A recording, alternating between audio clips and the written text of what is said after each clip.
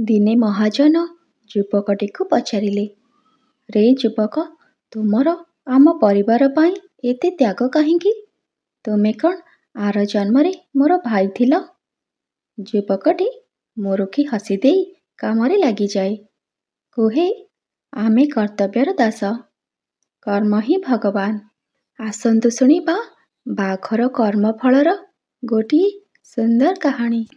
ଗୋଟିଏ ଗାଁରେ ଗାଈ ଜଗୁଆଳିଟିଏ ଥିଲା। ଜଗୁଆଳି ପ୍ରତିଦିନ ଗାଈ ଗୋରୁମାନଙ୍କୁ ଜଙ୍ଗଲକୁ ଚରାଇବା ପାଇଁ ନିଏ। ସନ୍ଧ୍ୟା ହେବା ଆଗରୁ ଗୋରୁମାନଙ୍କୁ ଚରାଇ ଘରକୁ ଫେରିଆସେ। ଦିନେ ଜଗୁଆଳି ଗାଈ ଗୋରୁମାନଙ୍କୁ ଜଙ୍ଗଲରେ ଛାଡ଼ି ଶାଳଗଛ ମୂଳରେ ବିଶ୍ରାମ ନେଉଥାଏ। ସେହି ଜଙ୍ଗଲରେ ଗୋଟିଏ ମହାବଳ ବାଘ ମାତିଥାଏ। ଜଗୁଆଳି କିଛି ସମୟ ବିଶ୍ରାମ ନେଲା ପରେ ଦେଖିଲା, ଗୋରୁ ଗାଈଗୁଡ଼ିକ ଏଣେ ତେଣେ ଦୌଡ଼ିବାକୁ ଲାଗୁଛନ୍ତି। କାରଣ କିଛି ବୁଝି ନ ପାରି ଜଗୁଆଳି ହାତରେ ଖଣ୍ଡେ ବାଉଁଶ ଧରି ଜଙ୍ଗଲ ବୁଦା ଆଡ଼କୁ ଦୌଡ଼ିବାକୁ ଲାଗିଲା। ପ୍ରତିଦିନ ଏହିପରି ସୁନ୍ଦର ସୁନ୍ଦର କାହାଣୀ ଦେଖିବା ପାଇଁ ମୋ ଚ୍ୟାନେଲକୁ ସବସ୍କ୍ରାଇବ୍ କରନ୍ତୁ। ସେହି ସମୟରେ ଜଗୁଆଳିର ଆଖି ଗୋଟିଏ ଗାଈ ଆଉ ବାଛୁରୀ ଉପରେ ପଡ଼ିଲା। ତାଙ୍କୁ ଚରା କରୁଥିବା ସମୟରେ ଗୋଟିଏ ମହାବଳ ବାଘ ତାଙ୍କୁ ମାରି ଖାଇବ ବୋଲି ବୁଦା ଉହାଡ଼ରେ ଛକି ବସିଛି। ଗାଈ ବାଛୁରୀ ଦୁହେଁ ଭୟରେ ବୁଦା ଆରପାଖେ ମୁହଁ ଲୁଚାଇ ବାଘକୁ ଚାହିଁ ରହିଛନ୍ତି। ସେହି ସମୟରେ ଜଗୁଆଳି ମନେ ମନେ ଭାବିଲା, ଏ ଦୁହିଁଙ୍କୁ ରକ୍ଷା ନ କଲେ ବାଘ ଏମାନଙ୍କୁ ନିଶ୍ଚୟ ମାରିଦେବ। ଜଗୁଆଳି ମନରେ ଦୟା ଆସିଲା। ଜଗୁଆଳିଟି ବାଘକୁ ବଳରେ ନ ପାରିଲେ ମଧ୍ୟ ମନରେ ସାହସ ବାନ୍ଧି ମହାବଳ ବାଘର ସାମ୍ନା କରିଥିଲା। ବାଘ ଆଉ ଜଗୁଆଳି ମଧ୍ୟରେ ବହୁତ ଲଢ଼େଇ ହେଲା।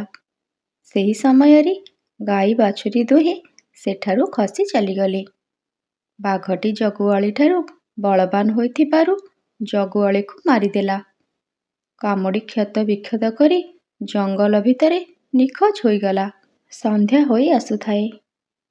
ଧର୍ମଦେବ ସୂର୍ଯ୍ୟଦେବଙ୍କର ସୁନେଲି କିରଣ ଜଗୁଆଳି ଦେହରେ ପଡ଼ି ରଞ୍ଜିତ କରୁଥାଏ। ଏକଥା ଯମରାଜ ଜାଣିପାରିଲେ।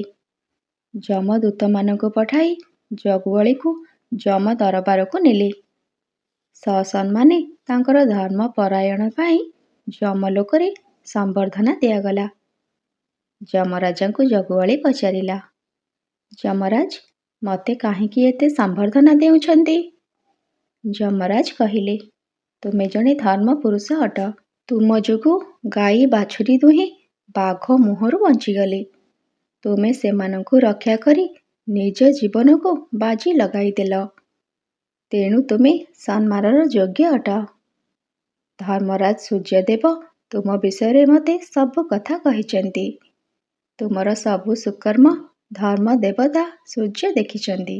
ତେଣୁ ଯମରାଜ ଜଗୁଆଳିକୁ ଆଶୀର୍ବାଦ କଲେ, ତୁମେ ସୁଖ, ଶାନ୍ତି ଆଉ ଧନ ସମ୍ପତ୍ତିର ଅଧିକାରୀ ହୋଇ ସୁଖରେ ଜୀବନ ଯାପନ କର।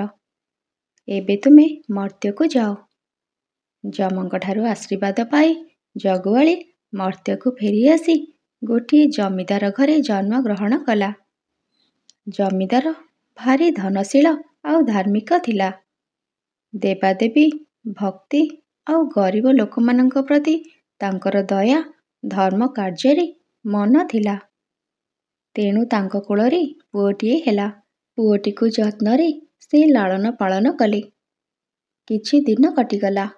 ମହାଜନ ବୁଢ଼ା ହେଲେ। ପୁଅଟି ବଡ଼ ହୋଇଯାଇଥିଲା। ଦିନେ ମହାଜନ ଗାଧୋଇ ପାଧୋଇ ଠାକୁର ପୂଜା କରୁଥାନ୍ତି। ତାଙ୍କର ଧର୍ମ ପରାୟଣ ଯୋଗୁଁ ଦେବାଲୋକରୁ ଡାକରା ଆସିଲା। ସେ ଦେବପୂଜା ଆଳତି କରି ଭୂମିରେ ଟଳି ପଡ଼ିଲେ। ଏହା ଦେଖି ପରିବାର ଲୋକେ ଧାଇଁ ଆସିଲେ। ପୁଅ ମଧ୍ୟ ବହୁତ କାନ୍ଦିଲା। ସହପରିବାର ମହାଜନ ଦଶ କ୍ରିୟାକର୍ମ ଉଚିତ ଭାବରେ କଲେ। କିଛି ଦିନ ଗଲା ପରେ ଗରିବ ଲୋକଟି ମହାଜନ ଘରକୁ ଆସିଥିଲା। ମହାଜନ ପୁଅକୁ ଦେଖା କରି କହିଲା, ବାବୁ, ମୁଁ ଗରିବ ଲୋକ, ମୋର କେହି ନାହାନ୍ତି, ତୁମ ଘରେ କାମ କରିବି। ମହାଜନ ପୁଅ କହିଲା, ତୁ କି କାମ ଜାଣିଛୁ? ଯୁବକ କହିଲା, ତୁମେ ଯାହା କହିବ ମୁଁ ତାହା କରିବି। ତାହା ଶୁଣି ମହାଜନ ପୁଅ ପଚାରିଲା, କେତେ ଟଙ୍କା ଦରମା ନେବ? ଯୁବକ କହିଲା, ଯାହା ଦେବ ତାହା ନେବି। ମହାଜନ ପୁଅ ମନେ ମନେ ବିଚାର କଲା, ଯୁବକଟି ମୋର ସବୁ କଥାରେ ରାଜି ହେଉଛି। ହଉ, ଖାଇ ପିଇ ରହୁ, ତାପରେ ଦରମା କଥା ଚିନ୍ତା କରିବା। ଯୁବକଟି ମହାଜନ ଘରେ ରହି ଘରର ସଉଦାଠାରୁ ଆରମ୍ଭ କରି ଚାଷବାସ ସବୁ କାମ ଟିକିନିଖି କରେ। ଏହା ଦେଖି ମହାଜନ ପୁଅ ଖୁସି ହୋଇଗଲା। ଯେପରି ମହାଜନ ପରିବାରର ସେ ଜଣେ ସଦସ୍ୟ। କିଏ ନ କହିଲେ ବି ବୁଦ୍ଧି ଖଟାଇ ସେ ସବୁ ଘର କାମ କରୁଥିଲା।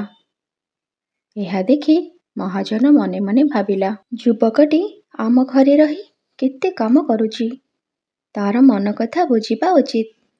ଦିନେ ମହାଜନ ପାଖକୁ ଡକାଇ ଯୁବକକୁ ପଚାରିଲେ, ରେ ଯୁବକ, ତୁମର ଆମ ପରିବାର ପାଇଁ ଏତେ ତ୍ୟାଗ କାହିଁକି? ତୁମେ ଆର ଜନ୍ମରେ ମୋର ଭାଇ ଥିଲ କି? ଯୁବକଟି ମୁରୁକି ହସି ଦେଇ କାମରେ ଲାଗିଯାଏ। କୁହେ, ଆମେ କର୍ତ୍ତବ୍ୟର ଦାସ, କର୍ମ ହିଁ ଭଗବାନ। ମହାଜନ ବିବାହ କଲେ। ସ୍ୱାମୀ ସ୍ତ୍ରୀ ଦୁଇଜଣ ସୁଖରେ ଜୀବନ କଟାଉଥାନ୍ତି। ଦିନେ ମହାଜନଙ୍କ ସ୍ତ୍ରୀ ଯୁବକଟିର ଭବିଷ୍ୟତ କଥା ଚିନ୍ତା କରୁଥାନ୍ତି। ସେହି ସମୟରେ ଯୁବକଟି ଚାଷ କାମ କରି ମହାଜନ ଘରକୁ ଫେରୁଥାଏ। ଯୁବକଟିକୁ ମହାଜନ କହିଲେ, ଆରେ ମହାତ୍ମା ତ୍ୟାଗୀ ପୁରୁଷ, ତୁମ ସାରା ଜୀବନକୁ ଏଠାରେ ବିତାଇ ସାରିଲଣି। ଏଥର ତୁମ କଥା ମୁଁ ଚିନ୍ତା କରିବି। ଏହା କହି ଯୁବକ ପାଇଁ ଗାଁରୁ ଗୋଟିଏ କନ୍ୟାଟିଏ ଠିକ୍ କରି ବିବାହ କରାଇଦେଲେ। ଯୁବକଟି ମହାଜନଙ୍କ ଘରେ ତାର ସ୍ତ୍ରୀ ସହିତ ରହିଲା। ମହାଜନ କହିଲେ, ଏଥର ମୋ ଭିତରେ ତମ ଭିତରେ ଆଉ କିଛି ପ୍ରଭେଦ ନାହିଁ। ଆମେ ଦୁଇଜଣ ଭାଇ ଭାଇ। ଦିନେ ମହାଜନ ପୁଅ ରାତିରେ ଶୋଇବା ସମୟରେ ତାଙ୍କର ପୂର୍ବ କର୍ମ ବିଷୟରେ ସ୍ୱପ୍ନ ଦେଖିଲେ। ତାଙ୍କୁ ଯମରାଜ କହୁଛନ୍ତି, ତୁମେ ଧାର୍ମିକ ପୁରୁଷ, ଗାଈ ବାଛୁରୀଙ୍କୁ ରକ୍ଷା କରି ନିଜକୁ ବାଘ କବଳରେ ପକାଇ ମୃତ୍ୟୁ ମୁଖରେ ପଡ଼ିଛ। ତୁମ ଧର୍ମ ପାଇଁ ମୁଁ ଅତ୍ୟନ୍ତ ପ୍ରସନ୍ନ। ତୁମେ ମର୍ତ୍ତ୍ୟକୁ ଫେରିଯାଅ। ଧନ ରତ୍ନ ସମ୍ପତ୍ତିର ଅଧିକାରୀ ହୋଇ ମହାଜନ ଘରେ ଜନ୍ମ ନିଅ। ହଠାତ୍ ସେହି ସମୟରେ ମହାଜନର ନିଦ ଭାଙ୍ଗିଗଲା। ସେ ଜାଣିପାରିଲେ ଯେ ସେ ପୂର୍ବ ଜନ୍ମରେ ଜଣେ ଗାଈ ଜଗୁଆଳି ଥିଲେ। ପୁଣ୍ୟ କର୍ମ କରି ଆଜି ମହାଜନ ଘରେ ଜନ୍ମ ହୋଇଛନ୍ତି। ଏମନ୍ତ କିଛି ଦିନ ଗଲା। ଯୁବକଟି ସମସ୍ତ କାମ ପାଇଟି ସାରି ସ୍ୱାମୀ ସ୍ତ୍ରୀ ରାତିରେ ନିଦ୍ରାରେ ଶୋଇଥାନ୍ତି। ଯୁବକଟି ଶୋଇଥିବା ବେଳେ ଗୋଟିଏ ସ୍ୱପ୍ନ ଦେଖିଲା। ସେ ପୂର୍ବଜନ୍ମରେ ଗୋଟିଏ ମହାବଳ ବାଘ ଥିଲା। ସେ ଗାଈ ବାଛୁରୀମାନଙ୍କୁ ମାରି ଖାଉଥିଲା।